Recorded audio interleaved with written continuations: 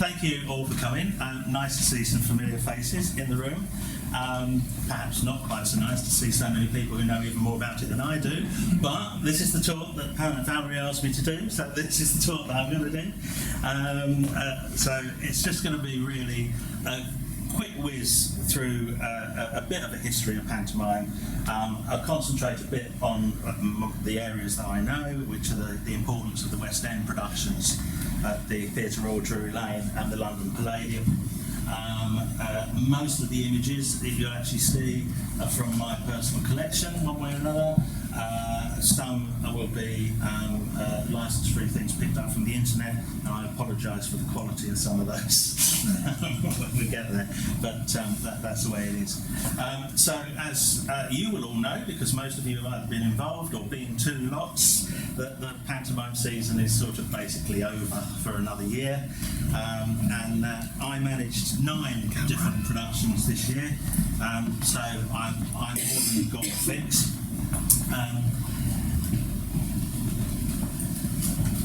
Those are the 2 theatres that I'm going to be talking about. I was rather late to the party though. I wasn't one of the lucky ones whose parents took them to the theatre at all, and definitely not to pantomime. But for most people, the pantomime is their first experience of live theatre. So a good show, an enjoyable experience, can give them an appetite for theatrical fare for the rest of their lives. Pantomimes are therefore a really important part of the theatre industry, as we know that they build the audiences of tomorrow. With this in mind, the performance model today is that shows tend to open in late November, early December, and then finish early mid-January. And that's mainly to take advantage of daytime performances for schools in the run-up to Christmas. But that's not how it used to be. It's today that sort of results in the dreaded 3-performance day for the terms taking part. But in the late 19th century, first half of the 20th century, then pantomimes were traditionally open on Boxing Day and then run well into the following year, often until Easter. So when Tommy Steele was playing Dick Whittington at the London Palladium in 1969, the pantomime actually played right through to the 1st of May. And the Christmas decorations stayed up all that time. They never took the Christmas decorations down until the show was finished. So as family entertainment, it's one of the few opportunities where multiple generations of one clan attend together, and so that makes them financially really important for the producing and commercial theatres, as the income generated often subsidises the venue through the leaner times the rest of the year.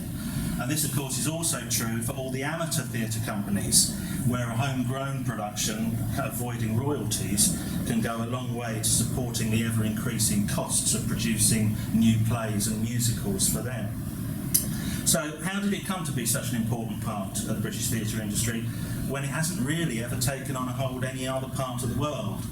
Some expat countries do occasional productions, and the Tivoli in Copenhagen has a familiar one that runs, but apart from that, it hasn't really struck out anywhere else in the world. So, again, preaching to the converted, let's look at some of the components of a great British pantomime. Audience interaction is really important. Oh, yes, it is. So, comedy, idle jack characters, that's enough of that. We won't bother with any more of that. The comedy idle jack character will always ask the audience to join his gang. He'll have them call out to him on every entrance. The dame will confide in the audience and usually share some sweets or treats, providing that the management aren't too hung up on health and safety. And the hero will generally ask the audience how the villain should be punished at the end. So when Cilla Black once asked the audience at New Brighton how she should kill the giant sidekick in Jack and the Beanstalk, one child cried out, "Sing to him!" There will generally be a comedy routine involving a search or a chase in which the audience are encouraged to call out, "It's behind you," and at the end of the show, when most of the cast are changing into elaborate finale costumes, there will be an audience sing-along, generally involving some children on stage. You'll be pleased to know I haven't planned a sing-along this evening. Topicality is important. This season saw lots of TikTok insertions that the children immediately responded to, and no seasoned panto performer ever wants to hear Baby Shark again. It was so ubiquitous a few years ago. The latest hit songs are used alongside old standards, keeping things relevant and accessible, and jokes about the locality are a necessity too. I've included this image of Basil Brush because, believe it or not, Basil holds the record for the longest career in performing in pantomime, having started in the 1960s. It's obviously easier to keep up with the rigours of a 12-performance week for all those years when you're not made of flesh and blood.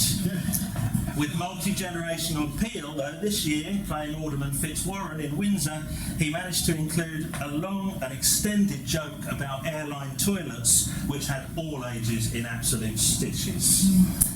Cross-dressing is important, not just at home, but on the stage in the pantomime. The main comedy role is always a man in funny drag, the pantomime dame, usually with a succession of ridiculous costumes representing her character, but also referencing major news events, local landmarks, and so on. So you can see several there, including Christopher Biggins and John Inman. Not so much these days, although I'm pleased to say that it was the case in Torquay this year, but traditionally the leading men, Prince Charming, Dandini, Aladdin and Beanstalk Jack, would be played on travesty by an attractive young lady in tights or breeches, and we'll come to more on that later. Animal characters are important. Dick Whittington's cat, Puss in Boots, pantomime horses, cows and camels, all feature very heavily in action. In Torquay again this season, the cow did an amazing tap routine to fascinating rhythm. It was great. Set comedy routines that never change. A ghost or gorilla appearing behind a lineup of characters, frightening them off stage one by one. A comedy strip routine for the dame. A slosh scene for the broker's men or policeman's double act, although the inclusion of double acts is much rarer these days given cost restraints. A character being repeatedly soaked by misthrown buckets of water or a spitting tree. Custard pies, schoolroom and kitchen scenes packed with old jokes and puns. And the transformation scenes at the end of Act 1. Spectacular sets and effects, jewelled caves, dancing waters, flying fairies, still walkers, growing beanstalks and pumpkin coaches pulled by real ponies. These scenes, of course, usually overseen by the immortal fairy or goody, whose presence stage right is always balanced by a villain who only appears from stage left. Speciality acts get inserted into the action for no reason. Ventriloquists, roller skaters, jugglers, puppets, ultraviolet light sequences, performing poodles or budgerigars, comedy trampoline troupes. It's all hark back to the days of music hall and variety. In one pantomime, at the end of Act 1, Aladdin rubbed his lamp, and when the genie appeared, his first wish was to hear Issy Bond sing his hit song, My Yiddish Mama, at which point Issy duly walked on from the wings and went into the song. More modern innovations include 3G production effects requiring the audience to don special glasses, vehicles which fly out over the heads of the audiences, and a very popular routine where practically the whole cast sing the 12 Days of Christmas at great speed with a whole series of ridiculous props, including 5 toilet rolls and a bra that was made to hold 3. In essence, the components of a traditional pantomime are so disparate, one can't help but wonder how they all work together so well. But they do. So how did it all come about? The word pantomime actually derives from Greek and Roman. It has nothing to do with what we know as pantomime. The sources for panto meaning all, and mimos meaning an actor playing all the roles to tell a story, which is a long translation for a 5-letter word, but classical languages are complicated. Roman pantomime therefore involved a solo performer dancing to tell the tale of a myth or legend to musical accompaniment. And here you can see a statue of a Roman pantomime artist. Fortunately, as time went on, the influence of other forms of performance were adopted, expanding the nature of these shows and interludes. Ballet, opera, court masks and mummers' plays all played their part in expanding the genre. but the greatest influence was the Italian Commedia dell'arte. Of course, panto's not the only form of entertainment derived from this source. If you've watched the Punch and Judy show, or ever seen Shakespeare's Comedy of Errors, Goldoni's A Servant of Two Masters, or Richard Bean's Update, One Man, Two Governors, you have effectively watched a commedia show. Commedia told stories of the stock characters, a miserly old cuckold, a braggart soldier, young lovers, a clever servant. And it used physical theatre, slapstick, music and dance to tell stories with a moral, the servants usually coming out on top. These easily recognisable characters were adopted in early English theatre and by the 18th century had developed into the harlequinade, which was the curtain raiser or epilogue to all performances. In these brief light entertainments, Harlequin, or Arlecchino, became both central comedy character and love interest, with his paramour Columbine, her ridiculous father Pantaloon, and his comic servants Pierrot and Clown. This image is from a late 19th century production, but gives you a good idea of the characters and costumes, because the Harlequinade hardly changed in format for 150 years. And this is where Drury Lane's involvement in the development of our traditional panto begins. Some sources say that the first ever proper pantomime performed in England was presented by Drury Lane's dancing master John Weaver and called the Tavern Bilkers, with later productions titled The Lovers of Mars and The Venus and Perseus and Andromeda. So popular were these at Drury Lane that John Rich had to up his game at the revival legitimate theatre in Lincoln's Inn Fields, and it was he who introduced Harlequin proper to the British public, and soon almost every public performance featured a Harlequinade. Rich's profits enabled him to build his new theatre in Covent Garden, which obviously eventually became the site of the current Royal Opera House. This playbill to your left from 1776 shows how theatre performance consisted of more than one drama, with the afterpiece there that you can't actually see because it's such tiny print at the bottom, I can't reach around. Signifying dancing by Mr. Slingsby and Senor Facci. But the second one there, from 1790, shows you how the secondary pantomime, Harlequin's Frolics, was as big an audience draw as the main play. The early Harlequinade dumb show pantomimes were all dumb shows, but as one of the two patent theatres allowing legitimate drama, David Garrick at Drury Lane was able to act spoken word, thus adding a whole new dimension to the entertainment. Other theatres could not do so really until the licensing laws changed in 1843. As he did in other productions, Garrick also introduced spectacular scenery, elaborate effects and costumes, often providing greater topicality to the presentations with references to major events and personalities. It was also Garrick who first presented pantomimes based around the English legends of Dick Whittington and Robin Hood. And by the early 19th century, in attempts to increase accessibility, the classic stories became supplanted by folk tales, European fairy tales, and nursery rhymes. So popular were these that they were expanded, and then subsidiary entertainments became the main attraction. At the Lane, this was the time of famous clown Joseph Grimaldi, whose physical performance style enervated crowds so much the whole nature of production shifted towards the clown's comedy, and Harlequin morphed into the romantic lead. As the years went on, the fairy tale elements were developed, and ever more spectacular productions were mounted around Christmas and Easter celebrations. Stories became more scripted, generally written entirely in rhyming couplets, which was no mean feat when by the end of the 19th century some pantomimes were 5 hours long. There was also greater emphasis on verbal wordplay and outrageous puns, just as there is today.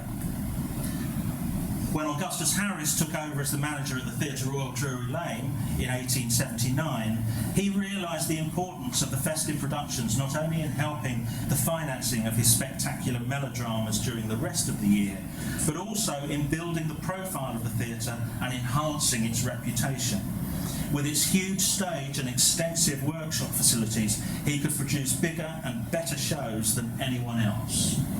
This cross-section of Drury Lane, published in the Illustrated London News in 1911, clearly shows the workshops at the back, where you can see a backcloth on a paint frame there, and you can also, if you look carefully at the stage area, see how the stage lifts that were installed by Augustus Harris are all there for moving scenery. This engraving shows at the fly floor during a performance of Cinderella, while this programme shows the importance given to all those designers with their prominent billing for their various crafts outside. Scenery there by Henry Emden, amongst others, detailed suits and costumes. Everything was absolutely detailed in advance for people and used to actually attract audiences. These images from Jack and the Beanstalk give you an idea of the scale that could be achieved with cloth, stick and canvas. So this is the Giant's Garden, and those legs did walk across the stage and up the steps and off. Also, Idle Jack actually got trodden on by the giant in a later scene as well. This is a painted backcloth showing the giant after the beanstalk has been felled. Harris could sell these productions on in later years to other theatres to add even more to the Lane's coffers. He himself managed the Time Theatre in Newcastle, and Alexandra Palace Theatre's first panto, The Yellow Dwarf, came direct from the Lane. Harris also initiated the celebrity casting that we take for granted today, since in an attempt to make sure the productions appealed to all stratas of society to fill all the levels of his huge building, he cast the most popular music hall comedians of the day in the comedy roles. Here is a book of words for Humpty Dumpty, starring none other than Mari Lloyd. Dan Leno is probably the most famous of these names, who after his first appearance at Drury Lane playing the wicked Aunt Anne in Babes in the Wood, played 14 consecutive seasons until his early death in 1904. He's best remembered as the pantomime dame, Mother Goose as we know it, with the Journey to the Fountain of Youth was created for him, but he also played Idle Jack and various male roles, and here you can see him pictured with his long-term partner, Herbert Campbell. Most of the traditions, routines and conventions we recognise in modern pantomime were established in the Victorian and Edwardian pantomimes at Drury Lane. The idea of a principal boy being played by an actress, as pictured here, meant that in an age when fashions meant gentlemen never saw even a flash of ankle, at the pantomime they were allowed to legitimately take pleasure in the sight of full legs in tight breeches or shorts. Men had of course played women on stage since time immemorial, but putting low comedians in a frock meant far more risque material would pass the censor's eye and appeal to the more raucous members of the audience in the cheap seats. Musical turns could also interrupt the action with their popular songs or specialities, just as pop and TV stars do today. Speciality acts were featured, such as the acrobatic Volks family, and here you can see the Pender troupe, renowned for their stilt-walking tricks. Skin work was introduced, with the principal animal characters, various horses, donkeys, camels, Dick Whittington's cat. The most famous exponent at Lane being Charles Lorry, who used to study animals closely at farms and zoos to try and make sure his performances were as realistic as possible. And of course, Cinderella's coach was, and should always be, pulled by real ponies. Some of the stories presented at this time seem strange to a modern audience, especially Bluebeard, which, if you don't know the story, is where a rich gentleman marries a young bride, takes her home, treats her wonderfully, but tells her never to open a certain door in the house. When she finally gets so curious she does open the door, she finds that behind it are lots of shelves filled with the heads of all his previous wives. Yeah, wonderful children's story. Or indeed, some are no longer deemed politically correct or respectable. Sinbad and Robinson Crusoe have problems. After Harris's death, his stage manager Arthur Collins took over, and during his 21 years of management continued to produce ever more spectacular productions. This is the stage set for Cinderella, just prior to the transformation scene. Can you guess how it works?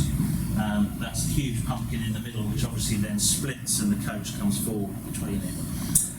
Here's the castle courtyard for Sleeping Beauty, which gives you an idea of the scale of these productions, definitely not understated. The most popular stories regularly performed today up and down the country are Cinderella, Aladdin, Dick Whittington, Jack and the Beanstalk, Mother Goose and Sleeping Beauty, all of which were the Victorian stalwarts. This set, also from Sleeping Beauty, at the turn of the century, shows the castle entrance after it has been asleep for 100 years. The influence of the Disney films has added Snow White and Beauty and the Beast to the modern roster. Publicity was just as important in the past as it is today, with prominent artists such as John Hassell employed to design posters. And this front cloth shows that product placement is nothing new. The last long run of a pantomime at Drury Lane was as late as 1935, when Binny Hale starred in Emil Littler's production of Jack and the Beanstalk. By that time, Drury Lane's reputation was firmly based on the large-scale spectacular musicals it presented, and thus its mantle as the home of London pantomime had been handed on. The London Palladium opened in 1910 as a music hall, and from the early years it made sense for the owners to present daytime performances at holiday times to bring in a young and family audience without affecting the standard two-show-a-day music hall pattern. Wiley Tate were renowned for the ubiquity of their pantomime productions across the country, which included Drury Lane in the 20s and the 30s, and they were more than happy to mount such shows on top of the Palladium's usual fare. Dick Whittington was the first fairy tale panto in 1914. In the 1930s, these matinee performances became filled with the regular return each year of J.M. Barrie's Peter Pan, the actual play version, rather than the modern pantomime travesties of the story. Although secondary to the Palladium's main variety programme, these attracted star casts, including, in 1934-5, Charles Laughton and Elsa Lanchester. It was after the Second World War, though, that the managing director Val Parnell saw the potential for boosting audiences and lightening the public mood through the magic of pantomime. And within a decade, the London Palladium was recognised as the home of Britain's most spectacular and star-studded productions, with shows that opened on Boxing Day and, as I said before, ran to Easter or beyond, with 2 shows a day and very often 3 on Saturday. Parnell's first production in 1948 was Cinderella, with Evelyn Leigh starring alongside Palladium favourite Tommy Trinder as Buttons. It was followed the next year with Trinder starring again in Puss in Boots. There have been many productions of Cinderella since then. Val Parnell and director Robert Nesbitt and their successors, Leslie Gray and Bernard Delphon, used the same tricks as their Victorian predecessors to appeal to mass audiences, with spectacular scenery and star casting right through until the 1980s, with the same subject matters rolling around every few years. Traditions were mixed up a bit as fashions changed through the decades, though. In the 1950s, The Wonderful Lamp and Turn Again Whittington, which were scripted musicals as much as they were pantomimes, starred Norman Wisdom in the lead roles rather than the female principal boy. And in the 1960s, Cliff Richard did the same in Aladdin. In that production, though, tradition was maintained by Arthur Askey appearing as Widow Twankey.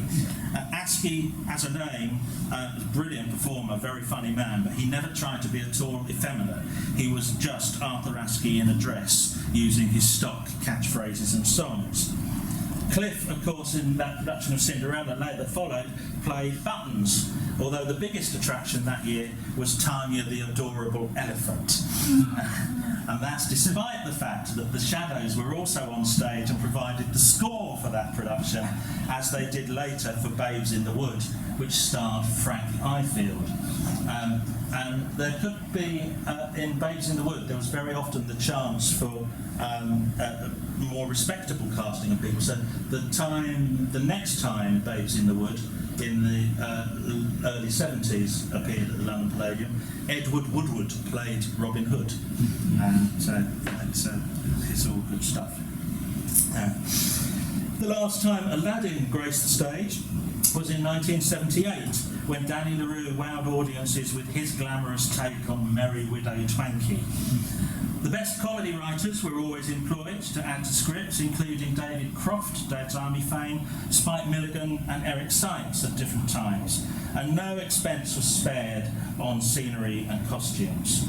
Early productions contained decor by Erte, and in the 1970s Todd Kingman created all sorts of storybook settings, such as these. This last one I think is beautiful. It's the front cloth for the 1975 production of Peter Pan, which starred Ron Moody and Lulu. Lulu, who actually went on to make a career playing Peter Pan in other pantomimes and the musical version. It harked back to the pre-war tradition of the Peter Pan matinees. Little Old King Cole was an original pantomime specially written to suit the talents of comedian Charlie Drake. Love him or hate him, he was really popular. And that was a huge success for the building. But in 1963, when they wrote The Man in the Moon to capitalise on public interest in the space race, that was a complete disaster and actually resulted in a few subsequent years' productions losing many of the group bookers that they relied on. Edwin Shaw, box office manager, always used to say that people would arrive in their coaches for the pantomime with the group booker having collected the money from the people on the coach for the next year, and they would then go to the box office and book their seats for the following year to make sure that they got them before they got back onto the coach, without even knowing who the cast was or whatever. Oh dear. And I have no reason to doubt Edwin Shaw on that. Other star casting in different periods saw Norman Over the Garden Wall Evans lead a production of Humpty Dumpty with a fantastic supporting cast. I don't know if you can actually read that, but Terry Thomas is in there, Gillian Lynn was the fairy, Peggy Mount the witch. It's a fantastic cast. Later on, the same story was headed up by Harry Seacombe. A Puss in Boots was a regular favourite at the Palladium, but doesn't get performed quite so much anymore, which is a shame because it's a really strong story. Dora Bryan took the traditionally male role of Dane in this Jack and the Beanstalk, and Molly Sugden did the same later in a 1980s Dick Whittington. If you're not sure who the others are there, it does say on the poster it's Mark Winter, Alfie Bass, and of course Frankie Howard. And as I said before, Tommy Steele was Dick in 1969. I think the success of that show wasn't entirely down to him, because he was starring opposite Eurovision star Mary Hopkin at the time, who was obviously the big news at the time. That production also featured Rupert's Bears, 6 performing bears, and the key scene in the marketplace for Tommy Steele was where a bear went up to kiss him. And that was achieved by putting a mint imperial in his mouth just as the bear approached, so that the bear would just lick it out of his mouth very quickly and go away. Tommy's understudy was David Essex, and on the few occasions that he went on, or the first occasion that he went on for Tommy, who had a virus, nobody had told him the mint imperial trick. So he ended up with a very wet and soggy snog from a big bear in the middle of the performance. But there you go. We won't talk about animal acts and how they were trained to do all the things that they sort of achieved. In 1958, Bruce Forsyth was cast as Muddles the Jester in Sleeping Beauty on the back of his immediate success hosting Sunday night at the London Palladium. He always made a point of moaning about the fact that his pay packet for each Sunday television show was exactly the same as the pay packet he received for his 12 shows a week in the pantomime. Just as happened at Drury Lane for the 1980s, long-running musicals took the Palladium Panto slot away. Now, the last Palladium Panto of the 20th century was in 1986, when Babes in the Woods starred Cannonball, Derek Griffiths, Barbara Windsor, and Rod Hull and Emu. Rod Hull and Emu had also appeared in the previous Babes in the Wood with Edward Woodward. It was then to be nearly 30 years until its return to the Palladium. In the intervening years, there were very few West End pantomimes, but several expert practitioners kept the medium alive in the regions and out to London. Berwick Kaler and Kenneth Allen Taylor wrote, directed and starred in productions at Nottingham and York for many years to the delight of audiences. Commercial producer Paul Elliott led the way for others to follow, establishing companies that produced several productions up and down the country. These shows often featured star names from television, including gladiators and reality TV faces, and people from the music industry. People who didn't always necessarily have the chops to fulfil the demands Panto made on them. And as a result, in the late 20th century, Panto began to be looked down upon in some circles, although it remained the financial mainstay for many venues. There were exceptions, of course.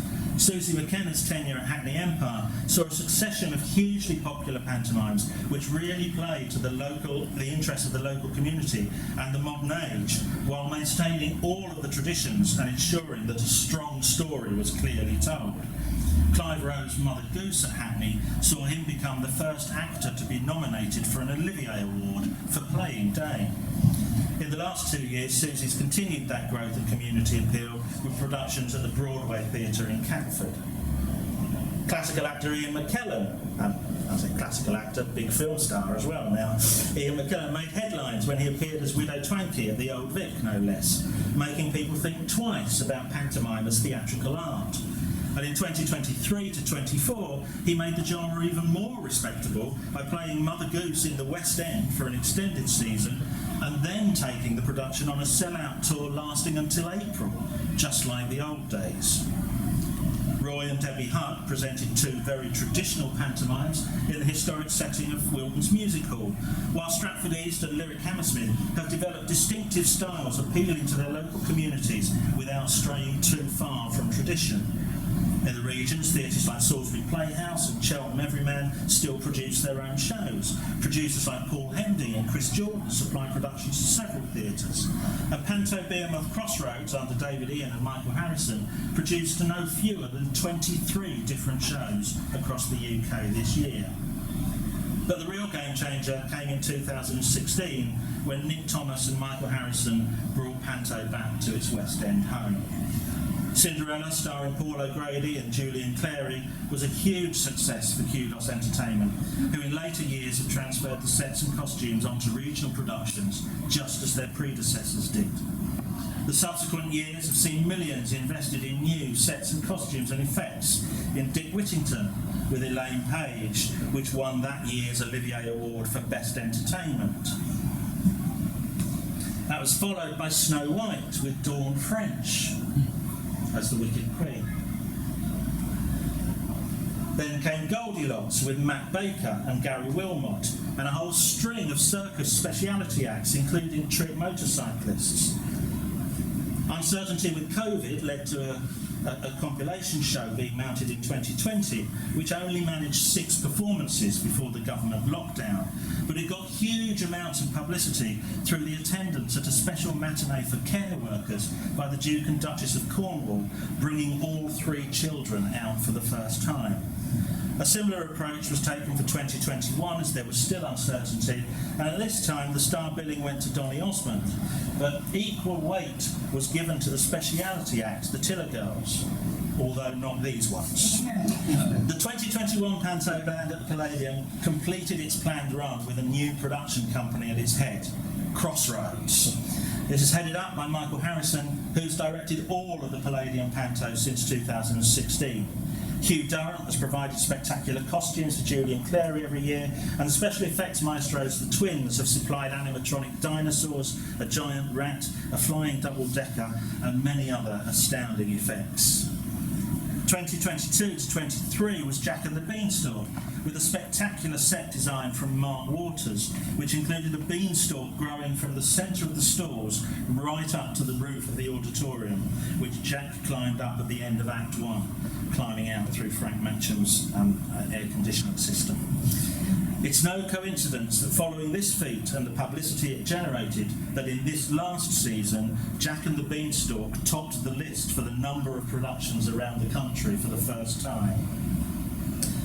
23 to 24 saw a brand new production of Peter Pan, starring Jennifer Saunders as Captain Hook. And this season saw a huge spectacle with Robin Hood minus the Babes in the Wood that traditionally hosted the folk hero, starring Jane MacDonald, who's gamely sucking up all the insults from an increasingly rude Julian Clary. So, Panto has returned to the Palladium, and its huge success has encouraged further investment in the regions where the annual Christmas shows are such an important financial support for their work throughout the year. Post-COVID, some local authorities advised schools and youth groups against attending theatres, which was potentially disastrous for venues who'd struggled through almost 2 years with little or no income. So it is really pleasing to see reports of record-breaking audiences in this last season, so people will be able to scream "It's Behind You" for many years to come. Publishing such figures is also a sign of how pantomime is being taken more seriously, not just by the industry, but by academics and researchers. The greatly missed Nigel Ellicott's It's Behind You website made a wealth of information on past performances far more accessible. An online panto archive supported by Crossroads Pantomime was established in 2016, and there's even a pantomime magazine published by Simon Lucas. Ex-chair of the Society for Theatre Research and senior curator at the V&A, Simon Sladen, who might stand up in a minute, has been banging the drum for pantomime for years and was instrumental in establishing the national database of pantomime performance.